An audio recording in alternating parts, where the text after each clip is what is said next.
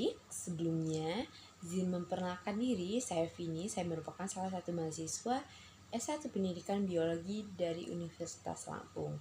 Di sini saya akan menjelaskan apa itu virus. Nah, virus itu menurut KBBI, virus adalah mikroorganisme yang tidak dapat dilihat dengan mikroskop biasa, hanya dengan mikroskop elektron. Dan virus ialah penyebab serta penular penyakit seperti cacar, influenza, dan juga rabies. Kalau dari bahasa terminologinya itu, kata virus itu berasal dari bahasa Latin, virion atau venom, yang berarti racun. Jadi pengertian virus sebagai agen yang menyebabkan penyakit infeksi. Virus ini pertama kali digunakan pada tahun 1728, jauh sebelum virus itu sendiri ditemukan. Selanjutnya yaitu ciri-ciri virus.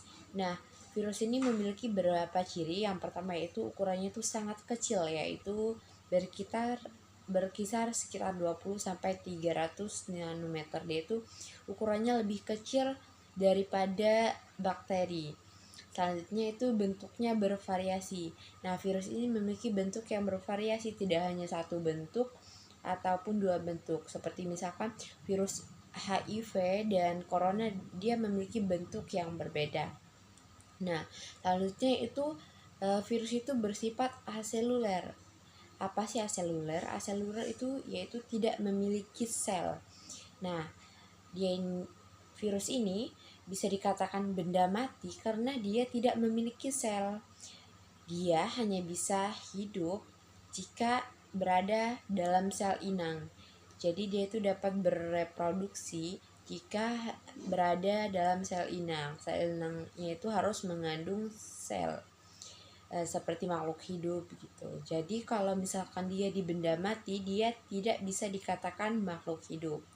Nah, virus ini juga bisa dikristalkan.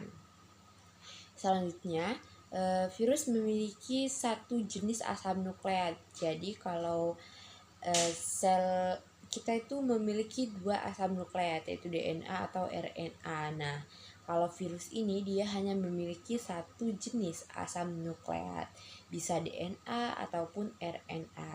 Oke, selanjutnya itu sejarah virus. Nah, sejarah virus ini diawali pada tahun 1883, ada penemuan dari Adolf Meyer, yaitu dia itu mengamati penyakit mosaik pada daun tembakau dan menunjukkan bahwa penyakit tersebut itu dapat menular. Ia juga menunjukkan bahwa penyakit tersebut memiliki ukuran yang lebih kecil dari bakteri. Nah, jadi percobaan dia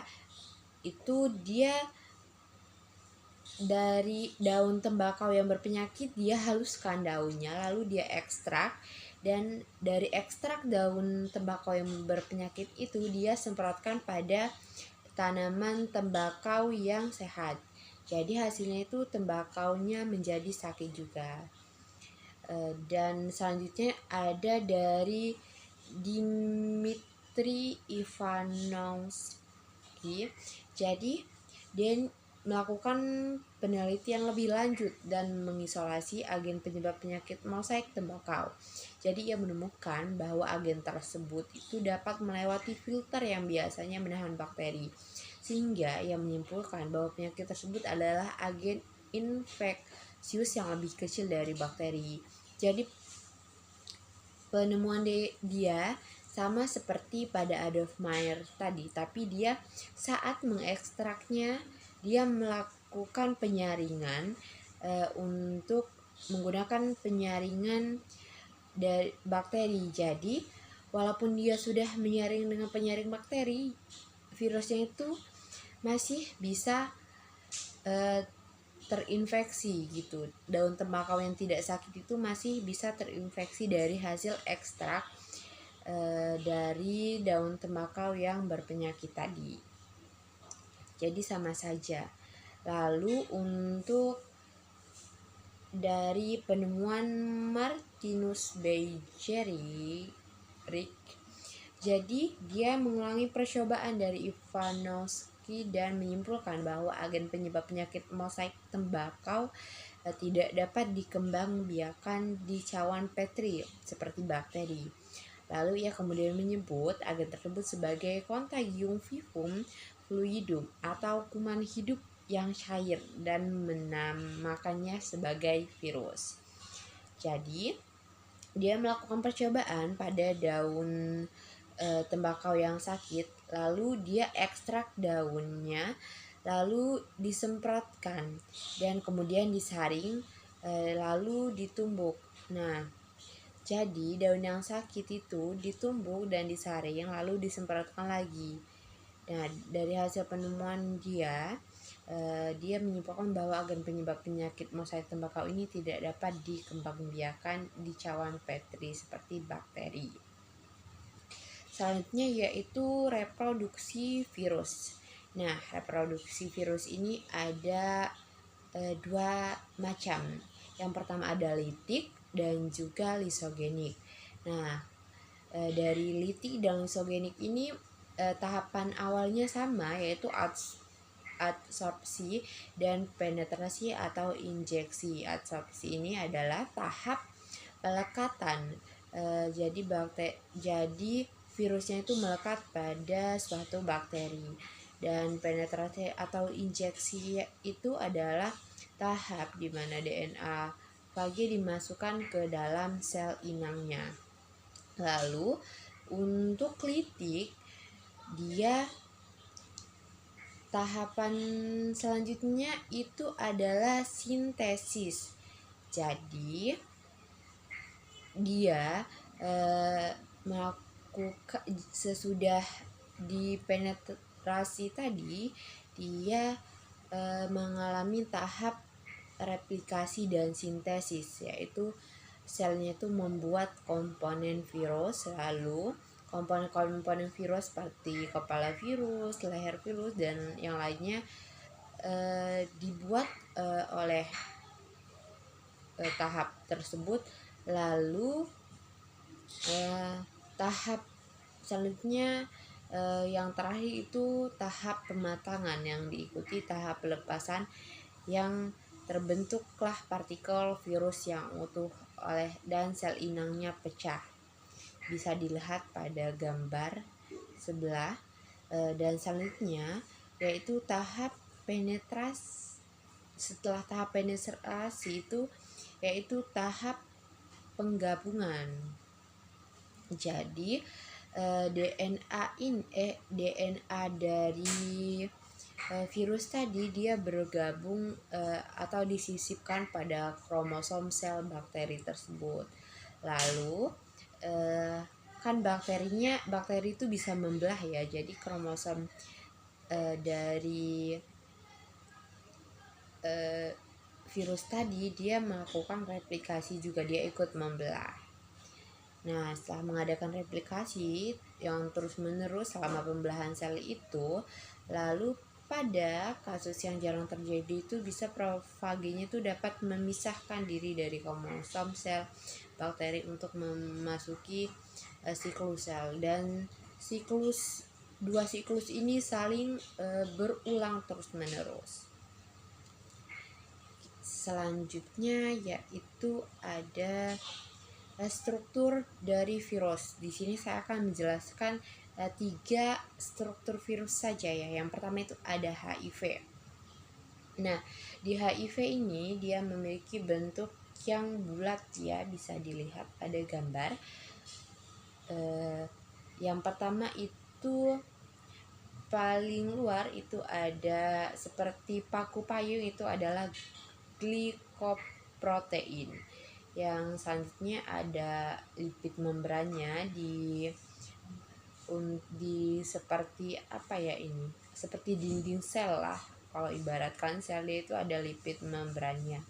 Dan juga dia memiliki di dalamnya itu ada RNA. Itu diselimuti oleh kapsid, dan juga di luarnya ada matriks. Dan di dalam kapsid tadi tidak hanya ada RNA tetapi juga ada enzim transkriptase, yaitu enzim ini tuh bisa merubah RNA itu menjadi DNA. Jadi virus itu kan tadi cirinya hanya memiliki salah satu ya. Kalau nggak DNA ya RNA, tapi pada HIV ini dia bisa mengubah RNA itu bisa menjadi DNA. Nah, selanjutnya struktur dari coronavirus. Eh, Semuanya sudah pada tahu ya, coronavirus itu dia menyebabkan pandemi yang begitu besar bagi kita pada awal tahun 2020 kalau di Indonesia ya. Nah, jadi struktur coronavirus itu seperti apa sih? Jadi struktur coronavirus itu dia memiliki bentuk yang bulat ya. Jadi memiliki struktur-struktur, ada RNA, ada membran glikoprotein, ada nukleokapsid protein, ada spike protein dan envelope protein. Selanjutnya ada virus T, yaitu bakteriofage. Jadi dia ini memiliki bentuk seperti ada kepala nih di ada kapsid dan DNA ini seperti kepalanya, ada juga lehernya dan ada serubung ekor yang menghubungkan kepala dan juga serabut ekor, jarum penusuk dan lempeng dasar. Selanjutnya virus ini bisa diklasifikasikan menjadi beberapa macam. Yang pertama itu ada klasifikasi virus berdasarkan jenis asam yang pertama itu ada berdasarkan sel inangnya. Jadi sel inangnya ini kan tadi dikatakan harus pada makhluk yang hidup ya. Yang pertama itu ada tumbuhan. Nah, pada tumbuhan ini ada CVPD, ada tungro, ada TYLC dan TMV. Nah, pada CVPD ini yaitu dia degenerasi pembuluh tapis pada jeruk. Selanjutnya ada tungro itu virus ini menyebabkan padi menjadi kerdil gitu. Selanjutnya ada YLC, yaitu menyebabkan daun tomat itu kuning dan menggulung. Jadi kalau ada daun tomat pada tumbuhan yang kuning dan menggulung itu disebabkan oleh virus TLC. Dan ada juga TMV, dia adalah menyebabkan bercak kuning pada daun tembakau. Selanjutnya pada hewan. Nah, pada hewan ini ada RSV, ada NCD, ada aprovirus, ada rhabdovirus. Nah, ada yang pertama itu dia yang menyebabkan tumor yang menyerang ayam. Yang kedua itu ada menyebabkan tetelo. Nah, yang ketiga itu dia yang menyebabkan penyakit mulut dan kuku pada hewan. Dan juga yang terakhir yang kita tahu adalah virus dari anjing, yaitu rabies. Selanjutnya pada manusia. Nah, pada manusia ini berbagai macam ya. Ada HIV, Ebola, coronavirus, flavivirus, poliovirus, hepatitis virus, ada herpes virus. Jadi ini berbagai penyakit yang disebabkan oleh virus itu pada manusia. Selanjutnya ada juga pada bakteri. Nah, virus ini juga bisa diklasifikasikan nih berdasarkan jenis asam nukleatnya. Jadi asam nukleatnya tadi kan salah satu ya. Nah, jadi ada yang virus yang dari asam nukleatnya itu DNA, dan juga virus yang asam nukleatnya itu RNA. Jadi kalau DNA itu ada parvovirus, herpes virus, poxvirus, adenovirus. Selanjutnya pada virus RNA ada rhabdovirus, picoma, retrovirus, paramyxovirus, orthomyxovirus, dan coronavirus. Selanjutnya bisa diklasifikasikan pada oleh Baltimore. Jadi dia bisa diklasifikasikan menjadi 7. Yang pertama, yang ada 7 kelas. Yang kelas pertama itu DNA atau utas ganda, itu contohnya itu herpes. Selanjutnya yang kedua, kelas kedua itu DNA utas tunggal, contohnya MVM. Yang ketiga ada RNA utas ganda, contohnya reovirus. Yang keempat ada RNA utas tunggal plus, contohnya ada polio. Dan yang kelas kelima itu RNA utas tunggal min, contohnya rabies. Selanjutnya yang keenam ada RNA utas tunggal plus dengan DNA intermediate, contohnya itu adalah AIDS. Yang ketujuh itu ada DNA utas ganda dengan RNA intermediate, contohnya Hypernavirus. Nah, selanjutnya peran virus ini tidak hanya merugikan ya, dia juga bisa menguntungkan. Nah, bisa menguntungkannya itu sebagai vaksin. Seperti kita tahu pada virus corona kemarin, dia ada vaksin. Vaksinnya itu terbuat juga dari virus tersebut. Jadi dia bisa untuk pembuatan vaksin. Dia juga bisa untuk faktor dalam rekayasa genetika, juga bisa untuk pemberantas hama juga bisa. Dan bisa juga untuk membuat antitoksin. Selanjutnya yang merugikan seperti yang kita tahu ya, bisa menyebabkan penyakit bahkan kematian pada hewan, tumbuhan, dan juga manusia. Cukup sekian yang bisa saya sampaikan, semoga bermanfaat. Simak terus untuk websitenya, di explore ya. Terima kasih.